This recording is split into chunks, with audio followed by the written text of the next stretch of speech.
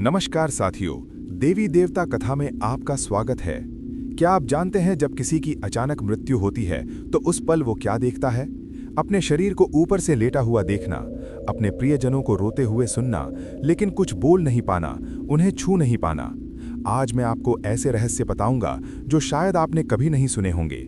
ये मेरी कहानी नहीं है दोस्तों, ये सब हमारे पवित्र गरुड़ पुराण में लिखा हुआ है, जो हजारों वर्ष पुराना है। लेकिन इससे पहले कि मैं आगे बढ़ूं, मुझे बताइए, क्या आप वाकई ये जानना चाहते हैं कि मृत्यु के बाद क्या होता है? अगर हाँ, तो नीचे कमेंट में जय श्री कृष्ण जरूर लिखें और इस वीडियो को लाइक करें, क्योंकि ये ज्ञान हर किसी तक पहुंचना चाहिए। और हाँ, वीडियो को अंत तक देखें, क्योंकि अंत में मैं आपको कुछ ऐसे संकेत बताऊंगा जिनसे आप जान सकते हैं कि आपके मृत प्रियजन अभी कहाँ हैं। साथियों, गरुड़ पुराण में भगवान विष्णु ने गरुड़ जी को ये गोपनीय ज्ञान दिया था और उन्होंने बताया कि अचानक मृत्यु होने वालों का अनुभव सामान्य मृत्यु से बिल्कुल अलग होता है। क्यों? क्योंकि उन्हें तैयारी का समय नहीं मिलता। उनकी आत्मा अचानक सदमे में आ जाती है, वो समझ नहीं पाती कि हुआ क्या, और यही वो क्षण है जब असली पीड़ा शुरू होती है। आज मैं आपको वो सब बताऊंगा जो शास्त्रों में छिपा है, वो सब जो बहुत कम लोग जानते हैं। लेकिन पहले मुझे कमेंट में बताइए कि क्या आपने कभी ऐसा अनुभव किया है जहां आपको लगा कि कोई मृत आत्मा आपके आसपास है? जरूर बताइए, क्योंकि आपकी कहानी दूसरों के लिए महत्वपूर्ण हो सकती है। अब बात करते हैं उस पल की जो मृत्यु से ठीक पहले आता है। शास्त्रों में लिखा है कि जब किसी की मृत्यु का समय करीब आता है तो शरीर में कुछ संकेत दिखने लगते हैं। लेकिन दोस्तों, अचानक मृत्यु में ये संकेत या तो इतने तेज होते हैं कि समझ नहीं आते, या फिर दिखते ही नहीं। दुर्घटना में, हार्ट अटैक में या किसी अप्रत्याशित कारण से जब मृत्यु होती है तो आत्मा को ये पता ही नहीं चलता कि अब शरीर छोड़ना है। ये स्थिति इतनी भयावह होती है कि गरुड़ पुराण में इसे अकाल मृत्यु कहा गया है, जिसे सबसे कठिन मृत्यु माना जाता है। अब सोचिए उस इंसान की हालत जो सुबह घर से निकला था और शाम को उसकी लाश घर आई। उसकी आत्मा क्या सोच रही होगी? क्या आप इसकी कल्पना कर सकते हैं? कमेंट में जरूर बताइए। अब दोस्तों, मृत्यु के ठीक उस क्षण में क्या होता है? शास्त्रों के अनुसार जब किसी की मृत्यु होती है तो आत्मा शरीर से बाहर निकलती है, लेकिन अचानक मृत्यु में ये प्रक्रिया इतनी तेज और अव्यवस्थित होती है कि आत्मा पूरी तरह से भ्रमित हो जाती है। आत्मा को ऐसा महसूस होता है जैसे वो अपने शरीर के ऊपर तैर रही है। वो नीचे अपने शरीर को गिरा हुआ या लेटा हुआ देखती है, अपने परिवार के सदस्यों को रोते चिल्लाते देखती है, उनके मुंह से अपना नाम सुनती है, लेकिन कुछ कर नहीं पाती, न बोल पाती है, न छू पाती है, न ही कोई संकेत दे पाती है। ये अनुभव इतना दर्दनाक होता है कि शब्दों में बयान नहीं किया जा सकता। क्या आपको लगता है कि आपके किसी मृत प्रियजन ने ये सब देखा होगा? कमेंट में ओम नमः शिवाय लिखकर उन्हें शांति दीजिए। गरुड़ पुराण में भगवान ने कहा है कि इस समय आत्मा चरम भ्रम और अंधकार में होती है। उसे विश्वास ही नहीं होता कि वो मर चुकी है। वो अपने प्रियजनों को समझाने की कोशिश करती है कि मैं जीवित हूँ, मैं यहीं हूँ, मुझे देखो। लेकिन कोई सुन नहीं पाता, कोई देख नहीं पाता। ये स्थिति कितने समय तक रहती है? ये हर व्यक्ति के कर्मों पर निर्भर करता है। किसी के लिए कुछ क्षण, किसी के लिए कुछ घंटे, तो किसी के लिए कई दिनों तक। और यहाँ सबसे महत्वपूर्ण बात यह है दोस्तों कि शास्त्रों में लिखा है कि अचानक मृत्यु होने वालों की आत्मा अपने शरीर से बहुत ज्यादा जुड़ी रहती है, क्योंकि उसने अपना जीवन पूरा नहीं किया। उसकी बहुत सारी इच्छाएं अधूरी रह गईं। वो अपने प्रियजनों को आखिरी बार देख नहीं पाया, उनसे आखिरी बातें नहीं कर पाया। ये सब चीजें आत्मा को शरीर और इस संसार से बांधे रखती हैं, और इसीलिए अचानक मृत्यु होने वालों की आत्मा लंबे समय तक उसी जगह पर भटकती रहती है जहां उसकी मृत्यु हुई थी। क्या आपने कभी किसी दुर्घटना वाली जगह पर अजीब महसूस किया है? बताइए कमेंट में। अब अगर आपको ये ज्ञान महत्वपूर्ण लग रहा है तो कृपया इस वीडियो को अपने उन दोस्तों और रिश्तेदारों के साथ जरूर शेयर करें जिनके परिवार में किसी की अचानक मृत्यु हुई हो, क्योंकि ये जानकारी उनके लिए बेहद जरूरी है। और हाँ, नीचे कमेंट में हर हर महादेव लिखकर बताइए कि क्या आप ये पूरा वीडियो देखने वाले हैं, क्योंकि आगे मैं आपको कुछ ऐसे उपाय बताऊंगा जिनसे आप अपने मृत प्रियजनों की मदद कर सकते हैं। अब आगे बढ़ते हैं।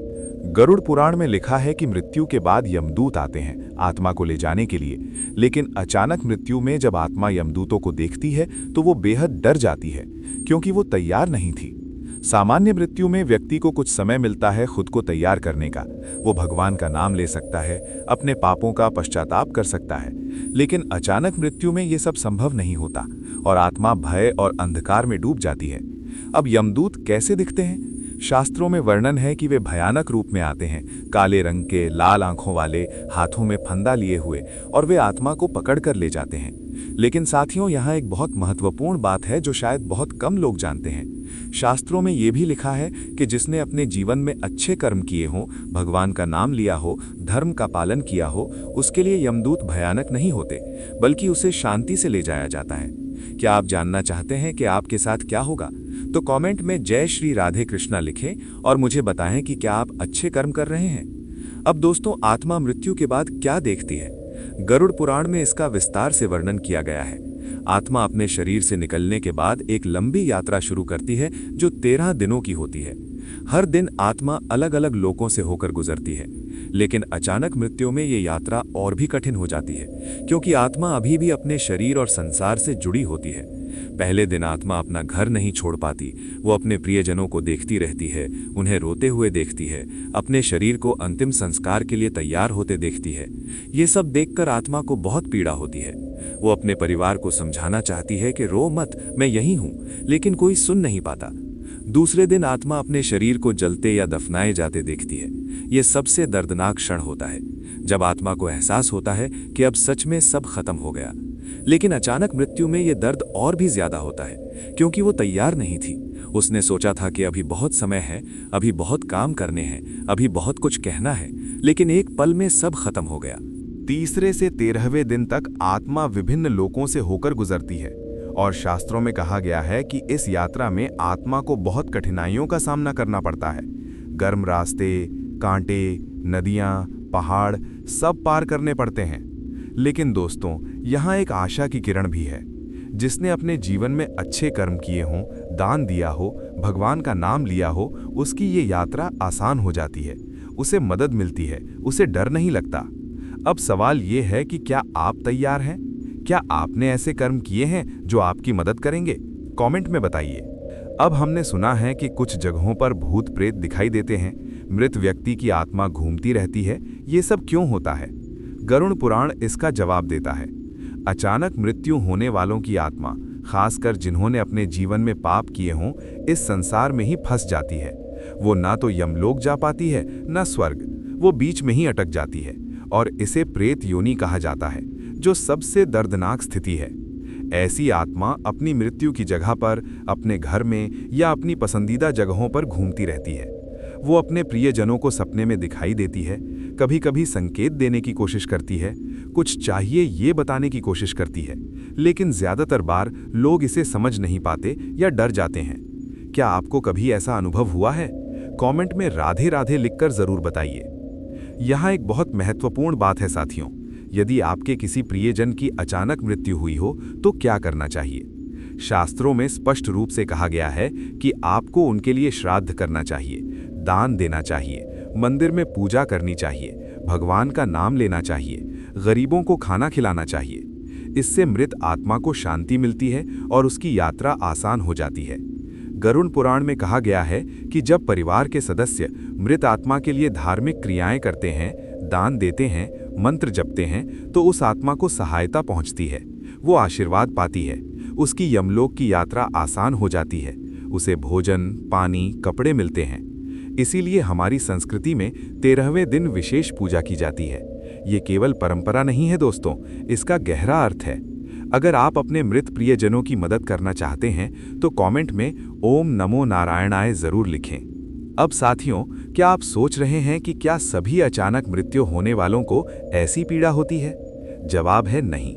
शास्त्रों में कहा गया है कि जिसने अपने जीवन में भगवान की भक्ति की हो, धर्म का पालन किया हो, निस्वार्थ सेवा की हो, उसके लिए अचानक मृत्यु भी शांतिपूर्ण होती है। उसे यमदूत नहीं बल्कि भगवान के दूत ले जाते हैं। वो रोशनी देखता है, शांति महसूस करता है, उसे डर नहीं लगता। गरुड़ पुराण में एक कहानी है कि एक धर्मात्मा व्यक्ति की दुर्घटना में मृत्यु हो गई। सबने सोचा ये अकाल मृत्यु है, उसकी आत्मा को पीड़ा होगी। लेकिन क्या हुआ? जब उसकी आत्मा शरीर से निकली तो उसने भगवान के दूतों को देखा, जो प्रकाश के रूप में आए और उसे शांति से ले गए, क्योंकि उसने अपने जीवन में धर्म का पालन किया था। ये हमें क्या सिखाता है?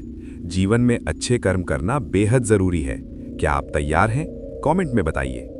अब मैं आपको कुछ व्यावहारिक बातें बताता हूं जो बहुत कम लोग जानते हैं। यदि आपके परिवार में किसी की अचानक मृत्यु हो जाए तो पहली बात, बहुत ज्यादा रोना चिल्लाना नहीं चाहिए। शास्त्रों में कहा गया है कि आपका रोना और चिल्लाना मृत आत्मा को दर्द देता है, क्योंकि वो आपको सांत्वना देना चाहती है लेकिन नहीं दे पाती, और इससे उसे और दुख होता है। इसलिए शांत रहें, भगवान का नाम लें, मृत आत्मा के लिए प्रार्थना करें। दूसरी बात, जितना जल्दी हो सके अंतिम संस्कार करें, क्योंकि शास्त्रों में कहा गया है कि शरीर जितना ज्यादा समय रखा जाता है, आत्मा को उतना ही ज्यादा दर्द होता है।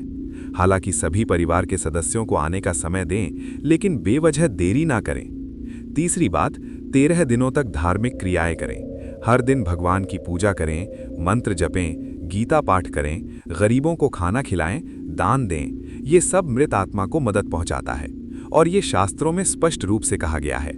चौथी बात, मृत आत्मा का नाम लेकर भगवान से प्रार्थना करें। कहें, हे भगवान, इस आत्मा को शांति दीजिए, इसके पापों को क्षमा कीजिए, इसे अच्छी गति दीजिए। ऐसी प्रार्थना से आत्मा को बहुत मदद मिलती है। क्या आप ये करने के लिए तैयार हैं? कमेंट में जय श्री राम लिखकर बताइए। साथियों, अब सबसे महत्वपूर्ण बात, हम खुद को कैसे तैयार कर सकते हैं, क्योंकि किसी को नहीं पता कब मृत्यु आ जाएगी। अचानक मृत्यु किसी के साथ भी हो सकती है, इसलिए हमें आज से ही तैयार रहना चाहिए। कैसे? गरुड़ पुराण में भगवान ने इसका उपाय दिया है। पहला, हर दिन भगवान का नाम लें। सुबह उठकर खाना खाने से पहले, सोने से पहले भगवान का नाम लें। इससे आपके मन में शांति आएगी और मृत्यु का डर कम होगा। दूसरा, अच्छे कर्म करें, किसी को दुख ना दें, सबसे प्यार से मिलें, जितना हो सके दान करें, गरीबों की मदद करें, इससे आपका जीवन सार्थक होगा। तीसरा, अपने प्रियजनों से प्यार करें, उनके साथ अच्छा व्यवहार करें, क्योंकि हमें नहीं पता कब हम या वे इस संसार को छोड़ देंगे। इसलिए आज ही प्यार करें, आज ही माफी मांगें, आज ही धन्यवाद कहें। चौथा, मृत्यु के बारे में सोचें। ये डर नहीं है दोस्तों, ये सच्चाई है। हम सब एक दिन मरेंगे, इस बात को स्वीकार करें। ये आपको बेहतर जीवन जीने की प्रेरणा देगा, हर दिन को महत्वपूर्ण बनाने की प्रेरणा देगा। क्या आप आज से शुरुआत करेंगे?